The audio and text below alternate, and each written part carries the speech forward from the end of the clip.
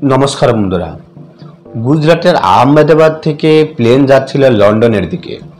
তো এমন একটা ঘটনা ঘটে যেটা ভারতের ইতিহাসে এর আগে কখনো ঘটেনি। তো এখন কথা হচ্ছে যে মডেলের প্লেনটি গুজরাটের আহমেদাবাদ শহর থেকে লন্ডনের দিকে যাচ্ছিল, তো ওই প্লেনের এর আগে কখনো ক্র্যাশ হওয়ার ট্র্যাক রেকর্ড নেই। তো এখন কথা হচ্ছে তো তাহলে ওই রকম একটা বিশ্বস্ত প্লেন যেটা বোয়িং 787 নামে পরিচিত, ওই প্লেনটি হঠাৎ করে কোনো কারণ ছাড়া হঠাৎ করে কিভাবে টেক অফের কিছু মিনিট পরেই ক্র্যাশ করে যায়। আর ওই প্লেনের এমন নির্মম পরিস্থিতি হয়েছে যে ওই প্লেনে 230 জন প্যাসেঞ্জার এবং 12 জন ক্রু মেম্বার, যার মধ্যে 2 জন পাইলটও ছিল। তো এতজন লোকের মধ্যে একজন লোক ছাড়া বাকি সব লোক পুরোপুরিভাবে শেষ হয়ে গেছে। তো যদি প্লেনটি এতটাই নির্ভরযোগ্য হয়, যদি প্লেনটি এতটাই বিশ্বাসযোগ্য হয়, তাহলে এত বড় ক্র্যাশ কিভাবে করে? আর ওই প্লেনের দুটো ইঞ্জিন বিশিষ্ট কোনো প্লেন হঠাৎ করে টেক অফের পরে বন্ধ হয়ে যায়। যে কোনো একটা হয়তো ট্রাভেল করতে পারে, যে কোনো একটা হয়তো প্রবলেম করতে পারে। দুটো একসঙ্গে কিভাবে প্রবলেম হয়ে যেতে পারে, দুটো একসঙ্গে কিভাবে বন্ধ হয়ে যেতে পারে? নিউজ খবরে যেটা আসছে সেটা হচ্ছে যে আহমেদাবাদ থেকে লন্ডনের দিকে যাওয়ার যে এয়ার ইন্ডিয়ার যে প্লেনটি টেক অফ হওয়ার 5 মিনিটের মধ্যেই তার নিয়ারেস্ট একটি হোস্টেলে গিয়ে ক্র্যাশ করে যায়। আর ওখানে দাও দাও করে জ্বলতে থাকে 242 জন 240 জন মানুষের শরীর। কতটা মর্মান্তিক ওই সিনিয়রি! যখন কেউ ওটা বাস্তব চোখে দেখে তখন তার পরিস্থিতিটা একবার হিসাব করে দেখুন যে তার চোখের সামনে এরকম একটা ভয়ঙ্কর দুর্ঘটনা ঘটে যাচ্ছে। যার চোখের সামনে একটা ভয়ঙ্কর দুর্ঘটনা ঘটে যাচ্ছে, সে কিভাবে ওটাকে মুখে এক্সপ্রেস করে থাকে। এখন মুদ্রা কথা হচ্ছে যে এই যে প্লেন, যেটাকে দুনিয়াতে সবচেয়ে বেশি সেফেস্ট প্লেন বলা হয়, যেটাকে পুরো পৃথিবীতে সবচেয়ে নির্ভরযোগ্য প্লেন বলা হয়, তাহলে ওই প্লেনে এমন কি কারণ ঘটলো যে ওই প্লেন মাত্র টেক অফের 2 থেকে 5 মিনিটের মধ্যেই আবার ক্র্যাশ করে যায়? সরকার থেকে যখন এইরকম প্রশ্ন করা হয়, তো সরকার বলছে যে এর ইন্টারোগেশন চলছে, মানে ওর যে ইনভেস্টিগেশন আছে ওটা চলছে। কিন্তু বিভিন্ন রকম সোর্স যেটা বলছে যে হতে পারে এই প্লেনে কোনো পাখির আক্রমণ হয়েছিল ইঞ্জিনে, টারবাইনে, আর না হয়তো এটা অন্য কোনো সাজিশ।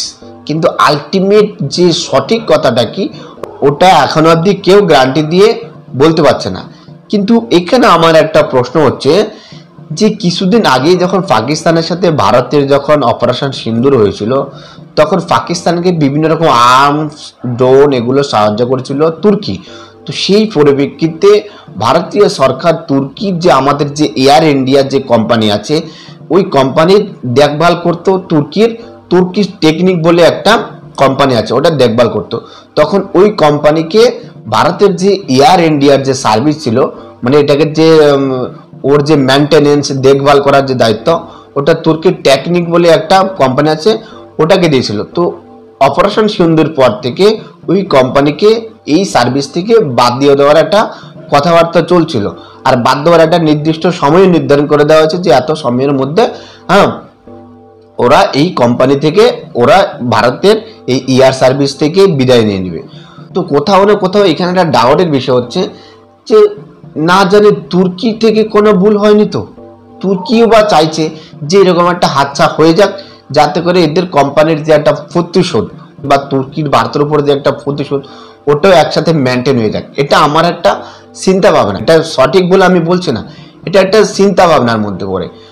তবে এই ব্যাপারে এখনো কোনো ওইরকম কোনো কনফার্মেশন সামনে আসেনি যে দুটো ইঞ্জিন একসাথে বন্ধ হয়ে গিয়ে পৃথিবীর সবচেয়ে সেফেস্ট যে বিমান আছে ওটা কিভাবে ক্র্যাশ করে যায়।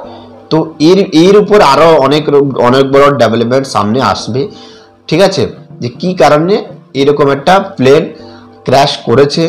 আর ওই পুরো ঘটনাটি তখন জানতে পারা যাবে যখন ওই প্লেনের মধ্যে যে ব্ল্যাক বক্সটা আছে, ওই ব্ল্যাক বক্সটাকে যখন ভালো করে ইনভেস্টিগেশন করবে, যখন ভালো করে ওর যে অ্যানালাইসিস আছে, ওর যে ব্ল্যাক বক্সের যে রেকর্ডিং আছে, ওটাকে যখন ভালো করে অ্যানালাইসিস করবে, তখন বোঝা যাবে যে এটা কি কারণে ক্র্যাশ করেছে।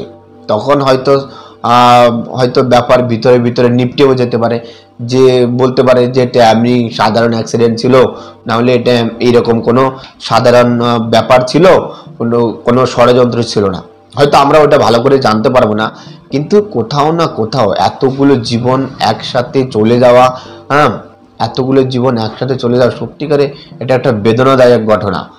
আমি ঈশ্বরের কাছে প্রার্থনা করি যে এরকম ঘটনা যেন আর কখনো না হয়। ওই সমস্ত পরিবারের প্রতি শোক প্রকাশ রইল, যে কেউ হঠাৎ করে এরকম একটা ইনসিডেন্ট কেউ মেনে নিতে পারে না।